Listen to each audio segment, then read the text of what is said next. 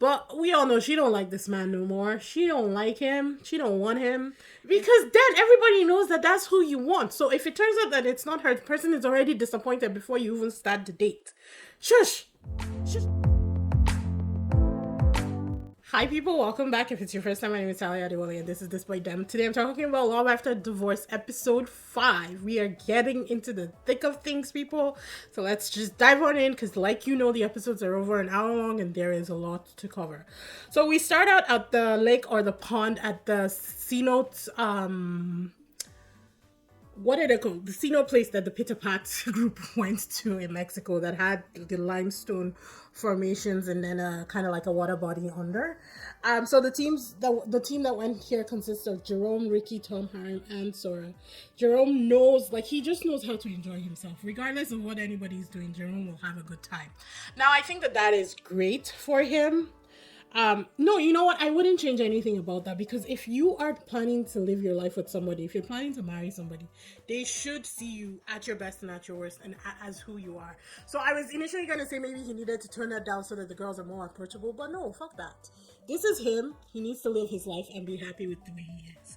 Ricky helps Sora with her life vest, and I feel like it can be misconstrued as like, oh, he likes her and that's why he's helping her. I think Ricky is just an attentive person. He's just a gentleman. She was who was there, so she needed help. He would help her. I feel like that was the aura. Do I want Ricky and Sora to be together? 100%. Do I think that they will end up together? No, because I think Ricky is very dead set on harem. Speaking of harem, everybody's getting into the water, but she's scared of the water, so she's on the edge. And so in the water, Tom is swimming around. Ricky and Sora are also swimming around. They start to talk. Harem sees that they're actually getting into a conversation and decides that she's going to try and get into the water. So Ricky comes back with a pool noodle knowing that she's anxious about the water and helps her in. Like I said, that's who he's interested in, so that's who he will give his attention to. They do a zip line into the water. I think only, who did it? I think Sora did it and was it Jerome maybe? Yeah, I think Sora and Jerome were the only two who did the zip line into the water. So after that they had lunch. And Jerome tried the spicy sauce and almost like killed himself. And then Tom was like, oh, it's just mind over matter. And then he tries it. And at first he's playing it cold that he didn't feel anything. But his ears were turning red. And he started to sweat, which made everybody laugh. And then he asked Ricky if Ricky wanted some of the sauce. And Ricky was like, straight up, I don't eat spicy food. Ricky's Korean was perfect in that instance. He was like, I don't eat spicy food. Tom was like, do you think I did it because I wanted to? Like, how could you betray us like that? It was a very funny situation, and it helped to break, I think, the tension that was just going on around the table because of the love triangle that was brewing at that point in time. So that was good. After that, they headed out to do actual zip lining across the jungle. Everybody except for Sora and Ricky went. Ricky because he was scared of heights, so Sora decided to stay back and try and have a one-on-one conversation with him. Then after that, they did have a conversation, but honestly it was very platonic and it wasn't giving the energy that I think that Sora might have been looking for, because he's not interested. He likes harem. It is what it is. So we're just gonna have to accept that scenario and keep on moving. So heading home, Harem decides to drive, so she sits up front as the driver, and Jerome sits in the passenger's seat. So Sora is in between Ricky and Tom at the back. Tom playfully says that Harem doesn't like to be with him. No, I think he says Harem hates being around him. That she decided to drive just so she wouldn't have to sit in the back with him. He was laughing about it, but I think that he truly believes that. Jerome also joked that Sora doesn't like him, but she kind of refuted it, but I don't think he heard her. So they're all talking about living situation. Jerome brings up the question of if they are willing to leave with their spouses or with the people who are potentially going to be their spouse before they get married.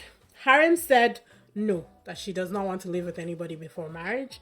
Jerome says yes, at least six months to 1 year, and Sora said at least 1 year. She wants to be with the person 4 seasons before she gets married, because she's not planning to get married to get divorced again. And in order to do that, she wants to make sure that she covers all her bases and she sees this person for at least 1 full year in their element before they decide to actually get married. I think a ton of people agreed with her in the car. Ricky definitely agreed, but he didn't say that out loud because Harry had already said that no, she wasn't gonna live with somebody before they get married. So, but a ton of people agreed with what Sarah said.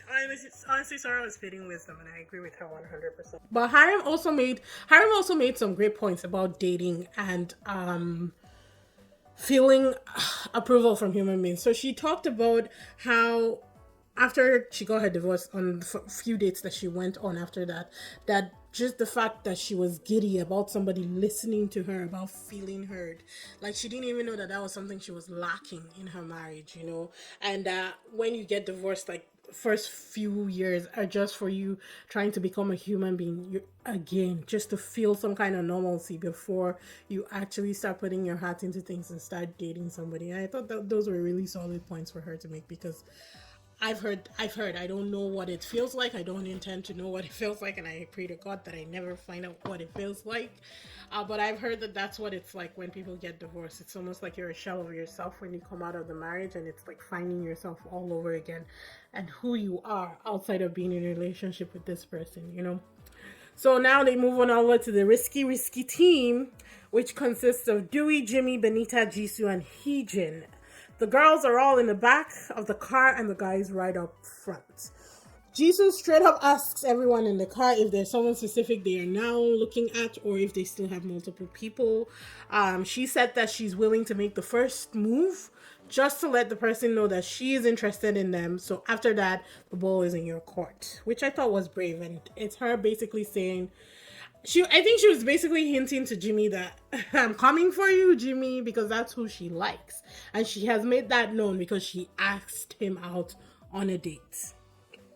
It's paddle boat yoga, and Jisoo kept to her word. As soon as she went there, she just beeline straight for Jimmy and stuck by his side. Jimmy had a tough time on those paddle boats. He could not balance to save his life. And it's like, it's so mean. He's trying to be cool, calm, and collected, and they're making him weevil and bop on this paddleboard thing. It was so mean of them. After that, the couples did couple yoga, and Jisoo chose Jimmy to do the first pose. Second pose, Heejin chose Dewey. Then Heejin chose Jimmy. And the edits were making me die. The edits are so funny with the way they do it, because they have all these things where they will read their emotions and put, wallowing in self-pity, hot love. Like, it was just so funny the way they did it, and they were just killing me. I just love the way they edit things. It just brings lightheartedness into something that may otherwise be like seriously heavy, and I enjoyed that. I enjoyed that break in tension once in a while. So thank you to the editors. They're doing a great job. Anywho, there was this whole thing about Jimmy wanted to do a pose with Heejin, but Jisoo had chose him first.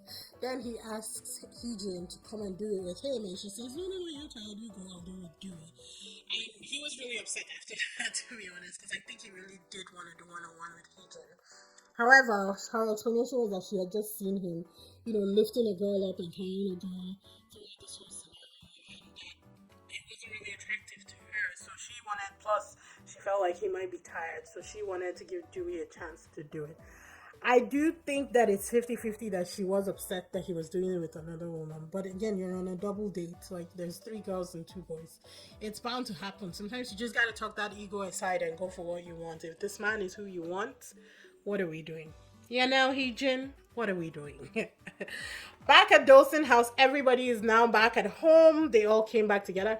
Personally, I think Peter Pats was a lot more fun. Not only did they get the ATVs, it's called ATV rides, right? Yeah, the ATVs. They also got to zipline twice, had a fun dinner, and then they went swimming. So they did a lot more than the Peter Pat, if I'm being honest. But they're back at the house now. Heejin and Jimmy are in the living room, and Jimmy asks her straight out, saying if it's a one-on-one date, the next date, that would she be willing to go with him? And of course she says yes. Then they get a reveal that random dates are happening that evening, and the partners will be chosen by personal item choice. So the women were to find a personal item each and lay them out on the table, and the men would pick a personal item to represent the person that they wanted to date. So I think essentially it's to see how attentive the men have been of the women that they are interested in, because all the women chose things that they had used since they got into the house. So if a man liked a woman, he definitely should have noticed what she was wearing or what she had on or what she smelled like. So the items chosen were scrunchy perfume earrings, long dangly seashell earrings, a tea bag, and then green studded earrings. Or they weren't really studs, they were kind of like huge diamonds, but they were green. Tom chose the scrunchie. Before he did, he said, "Oh, I think this belongs to Benita." And I'm like, "Tom, what are you doing? Shush, shush, shush, shush, shush." Because then everybody knows that that's who you want. So if it turns out that it's not her, the person is already disappointed before you even start the date. Shush, shush, shush, shush. He chose the scrunchie. Jerome chose the perfume. Ricky chose the earrings. Dewey chose the tea bag, and Jimmy chose the green earrings.